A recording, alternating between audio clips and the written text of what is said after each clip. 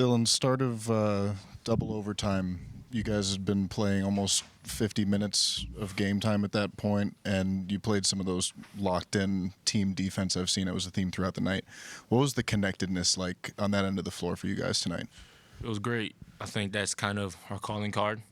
And when it gets to the end of the game and things of that nature, that's something we're going to rely on every time, is just being connected on defense and making sure that, we're all just we're playing team defense, not just one-on-one.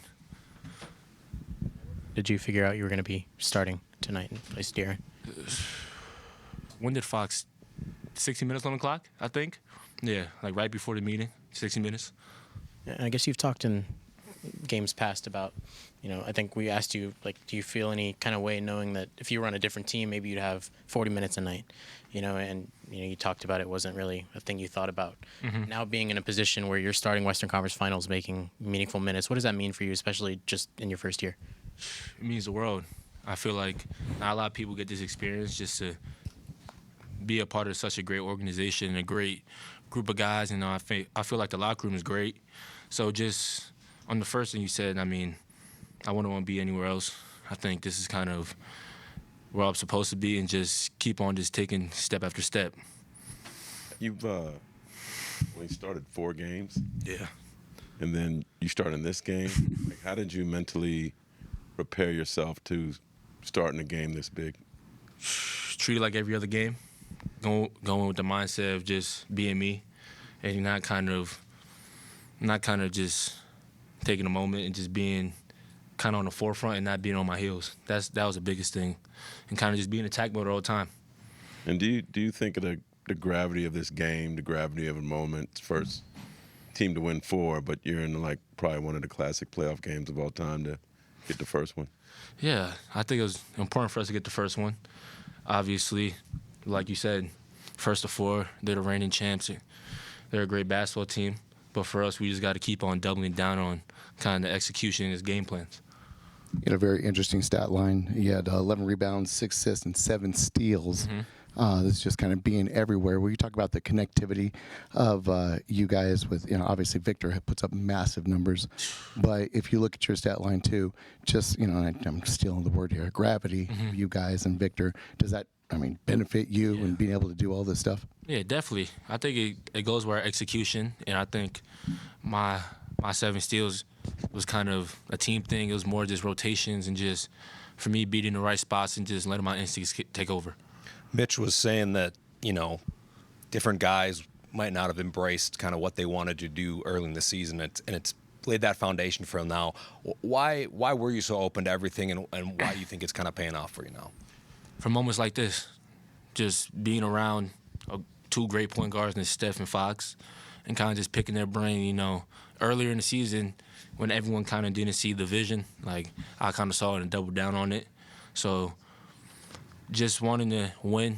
I kind of never been in this position, but you got to embrace a position like this if you want to help the team. Now it's the biggest thing. Dylan, Mark just called it one of the classic playoff games of all time. I know you haven't been in many of them. Nah. But this is my first year. So. Do you think of I'm aware of that.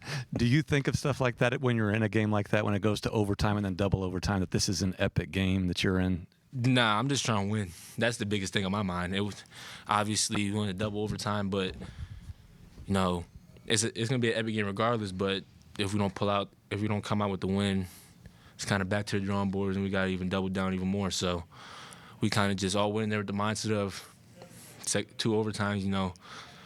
Let's double down and win. And what did you think when Vic pulled up from 35 feet? Confidence through the roof. I was stunned a little bit. But once the ball went up, I'm like, oh, that's going in. It's kind of just who he is. He's one of a kind. Could you talk more about just the confidence that you've seen in him just throughout the whole season? Obviously, in a game like this, we're talking about, this is one of the best performances from a player that we've seen in recent history. Mm-hmm. What do you feel like it leads to him just in the days that we don't see, or the times we don't see, for him to come out here and do this in a game like this? His preparation, the way he comes in the gym and just works on everything that he needs to work on. And I think just how sharp he is with everything. And everything comes out like today. Obviously, you see the big stat line and all the amazing plays he makes, but it's the little things he does every day, whether it's eating or lifting or just getting shots up that no one don't really see, and he's kind of just one of them ones. Dylan, when you play the Thunder, like one of the top line items, I'm sure, is their ball pressure. Mm-hmm. Obviously your first start against maybe the best perimeter defensive team, one of them. Only one turnover tonight. I guess 2 questions. How did you manage to keep your hands on the ball on that play in the fourth quarter?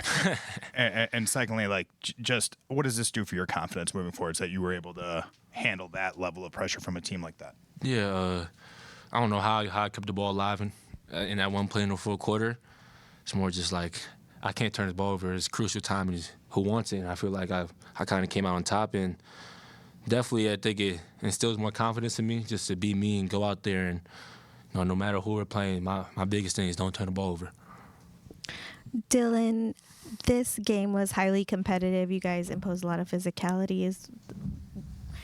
My question is, if this game had a message, what would that message be? Message? I think for our standpoint, the message was really that we're going to double down no matter what. We're just going to keep on fighting. I think that's the biggest message. There are obviously lapses where we could have done stuff better, but we kept fighting and fighting and fighting. And I think when you got a great group of guys that go out here and fight for each other more than anything, it just opens up everything and allows us to win games like this. Thank you. I appreciate it.